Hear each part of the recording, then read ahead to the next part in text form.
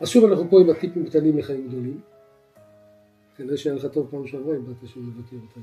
קודם כל תמיד טוב לי לבוא לבקר אותך. תודה. תודה רבה. היום הייתי רוצה לדבר קצת על נושא של משברים. בחיים אדם חווה הרבה משברים. נקודת המוצא הראשונה צריכה להיות שמשבר זה משהו שאמור להוליד ולצמוח למשהו חדש. אנחנו רואים אצל אישה יולדת יושבת על המשבר. אז היא יושבת על המשבר. אישה שיושבת בלידה יוצא משהו חדש. אז זאת אומרת שמשבר הוא בעצם התחלה חדשה. כלי צמיחה. כלי למשהו חדש, כלי צמיחה.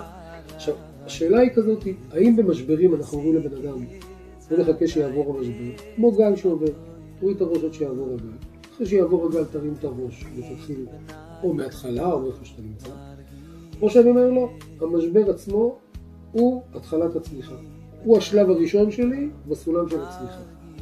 ותוך כדי המשבר אני כבר צריך להתחיל לטפס קדימה. כמו שנקרא, להחזיק ביד אחת, להכניס את הסכין לשיניים ולהתחיל לרוץ. להילחם. השאלה היא באמת, מה הדבר הנכון? האם יש דבר נכון? האם יש כלל לכולם? יש כלל לכולם. יש איזשהו מקום לזה באמת כמו שאתה יודע בגמרא, או דברים שאנחנו יוצאים דברים שקשורים לזה? אז יש סיפור מעניין בגמרא. מה בכלל דנה שם בסוף מסכת יבמות, יש שם סוגיה שלמה לגבי אדם שטבע בים הגדול, במקום של מים שאין להם סוף. האם אני אומר, טוב, הוא בטוח לא איתנו, או שאולי לך תדע, הוא מצא איזה דרך להינצל, ואז מביאים שני סיפורים ממש אחד אחרי השני, והסיפורים הולכים ככה, אני פחות או יותר אצטט. אמר רבן גמליאל, זה סיפור רבן גמליאל, פעם אחת הייתי מהלך בספינה. ראיתי אונייה אחת שמשתברת וטובה, זו אונייה שטובה, והייתי מצטער על תלמיד חכם שלה, ממש כאב לו על כולם, אבל היה שם מישהו שמבין שזה אבדה לדור, זה רבי עקיבא, זה היה רבי עקיבא. כשהגעתי ליבשה, בא ודן לפניי בהלכה, הגיע ליבשה, פתאום רבי עקיבא מגיע, אמרתי לו, בני, מי יהיה לך? איך הגעת לו? אמר לי, כל גל וגל שבא עליי, נענתי לו בראשי, מכאן אמרו חכמים. אם באות צרות על האדם, ינענע להן בראשו. יש לנו פה סיפור ראשון. בסיפור הראשון לכאורה, איך זה נשמע המסר? בא אליך גל, בא אליך בעצם משהו שוטף אותך, כל משבריך וגליך על העבר, גל זה בעצם הצרה שמגיעה לאדם. נכון? מה תעשה? תוריד את הראש, תן לגל לחלוף. תרים את הראש אחר כך. אלא שמיד אחר כך ממשיך סיפור מספר 2. שוב מעשה. ברבי עקיבא שהיה בספינה. הפעם רבי עקיבא נמצא בספינה.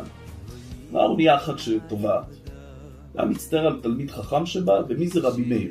רבי מאיר בעל הנס שהיה תלמידו של רבי עקיבא. כשהגיע למדינת קפודקיה, הגיע לאיזשהו מקום, אז בא ופגש את רבי מאיר, אמרתי לו, בני נהיה לך, איך הגעת לפה? אמר לי, דף של ספינה נזדמן, נמצאתי איזה חתיכת קרש. גל דחפני לחברו וחברו לחברו, עד שפלטני אל היבשה. זאת אומרת שפה כבר סיפור אחר, הוא לא הוריד את הראש לגלים, אלא תפס גל אחד, הגל העביר אותו לגל השני, הגל השני לגל השלישי, עד שהגיע אל קרקע מוצקה. האם יש פה באמת גישות שונות? אני חושב שזה לא גישות שונות, זה תלוי מצב. יש צרות מסוימות, כולנו יש דברים שהם מה שקרה מעבר ליכולות שלנו, לא בתוך המסגרת של הכלים שלנו. אם זה אירועים עולמיים, כן? מלחמת איראן למשל. מלחמת איראן. אם זה אפילו ברמה הפרטית, משבר בתוך המשפחה כמו פטירה של איזשהו אדם קרוב מאוד אליך. יש את המשבר, אין ספק, המשבר קיים. וגם לא מתעלמים מהמשבר, אבל יש איזשהו פרק זמן, כמו שאנחנו יודעים שזה לא סתם ביטוי הזמן מרפא את הפצעים, אלא צריך לתת לזמן לעשות את שלו. יש מקום של משבר שאתה יכול להתבונן בו ולהגיד, איך אני צומח מתוך המשבר הזה. ראיתי לא פעם שאנשים שעוזרים לאחרים, בדרך כלל אלו שבאמת מצליחים לעזור, זה אלה שעברו את אותו סוג משבר בעצמם. הוא לקח את המשבר, כמו שאמרת, המשבר זה המקום של הלידה, והוא צמח ממנו, אומר, אני עברתי את זה, אני יכול להתייאש, אני יכול ליפול, או שאני יכול לקחת את המשבר שלי, ללמוד ממנו, ועם זה לעזור לאחרים. זה בעצם הגישה של רבי מאיר. זה לא שזה גישות סותרות, זה באמת יהיה תלוי מצב. אבל שני הדברים נכונים. לפעמים יש גלים שצריך להוריד את הראש, ובאמת להתפלל תמיד לקוות שהמרחק בין הגלים יהיה גדול יותר, והעומק של הבור יהיה נמוך יותר. אבל יש משהו אחד שמכונה משותף, אני חושב, לשני הצדדים.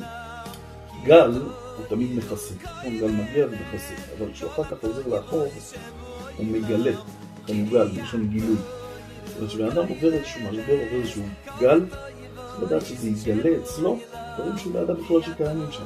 כמו שהכלל אומר, כשהגלים מתחזקים, החזקים מתגלים. קצת יפה. אז בעצם אם אנחנו, גם יש עוד משהו שאם אנחנו מסתכלים על מה שרבי מאיר אמר, זאת אומרת, המשבר, כמו שאמר, הוא זורק אותו ממשבר למשבר, זאת אומרת, ברור לי שיהיה לי עוד משברים בחיים, ברור לי שבחיים אני אעבור עוד דברים וקשיים, אבל משבר הוא צמיחה למשבר הבא, הוא כוח למשבר הבא. אם אני פה אלחם כמו שצריך ואני אעשה את העבודה כמו שצריך, יהיה לי כוח לעבור את המשבר הבא, ובסופו של דבר מה שיהיה זה שבסוף אני אפלט לחוף, בסוף אני אגיע לאיזשהו מבטחים. אבל עוד פעם אנחנו רואים פה שבאמת המשבר הוא בעצם כלי צמיחה, מנוע צמיחה, ובעצם אם אנחנו רוצים לחלק את זה בעצם לשני דברים, אז אפשר באמת לחלק את זה, כמו שאמרת, יש מצבים שאתה באמת לא יכול לעשות הרבה, כי באמת המשבר הוא לא שלך, הוא לא קשור אליך, הוא לא תלוי בך, או שזה משהו עולמי, או שזה משהו שקרה, אבל ודאי שבשלב הזה אני צריך קודם כל לנסות לעצור את המשבר, ביחס שלי כמובן, לא לתת לו להידרדר, לא לתת לו לצמוח, לא לתת לו לתפוס ממדים גדולים מדי בראש שלי, אלא להכניס אותו לפרופורציות שלו, לגמד אותו, לשים אותו בתוך המקום שלו. בשלב השני, מתוך הדבר הזה, מתוך הקושי הזה שנוצר, להתחיל לטפס למעלה ולראות שאני מסוגל בתוך הקושי, בתוך הכאב, בתוך הדברים הלא רגילים שאני חש, אני מסוגל להתחיל לעלות למעלה. זה עצמו מנוע עזר. זה עצמו מייצר אצלי את הכוח ואת האמונה בעצמי שאני יכול להתמודד עם הדברים, שאני יכול לעשות עם הדברים מה שאני צריך. אז בעצם, בכל מקרה כשיש לנו משבר, הדבר הראשון שבאדם צריך לעשות זה להקשיב במשבר, ולהבין שהדבר נועד בשביל להצליח. ברור שלא לטאטא מתחת לאדמה ולא להתעלם. להבין אותו ולדעת שהמשבר הזה נוצר בשביל שהוא יוכל להתרומם, בשביל שהוא יוכל לצמוח ולהיות יותר טוב. ועכשיו פה הוא צריך להתחיל לחפש. מאיפה באה הצמיחה? איפה יש סולם לצאת החוצה? לפעמים הסולם נמצא יש מקום שזה לפעמים הסולם הוא בחזית, לפעמים הוא נמצא מאחור, לפעמים הוא נמצא מהצד, אבל בתוך התהליך הזה כבר ישר לחפש איפה הסולם הזה, לאן הוא מביא אותי, ולהאמין ולדעת שאני מסוגל לעשות את הדבר הזה.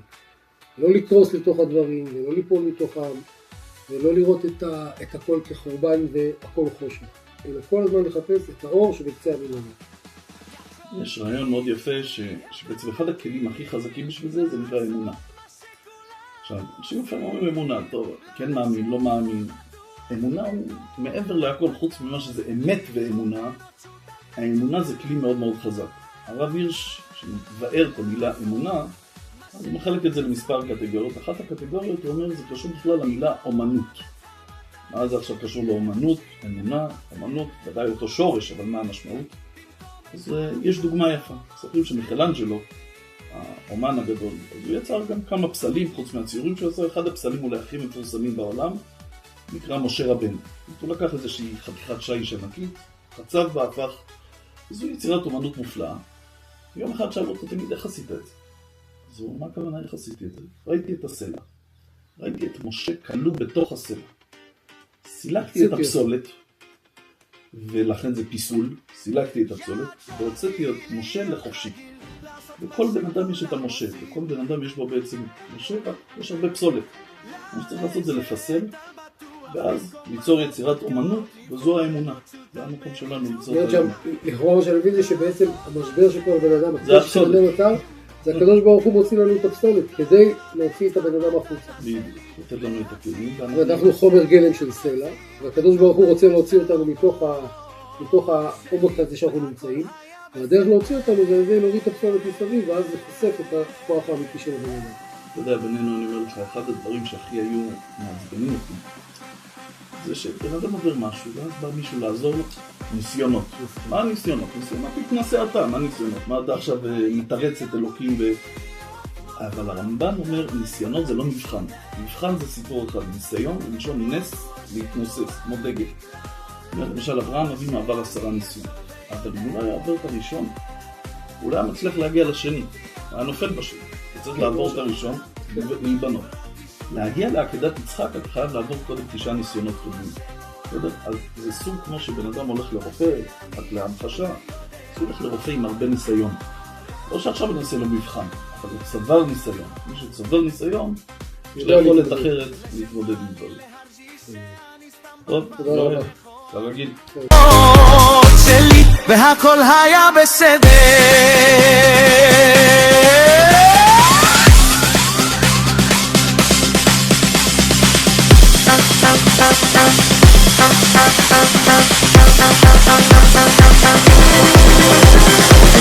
אם הייתי אמור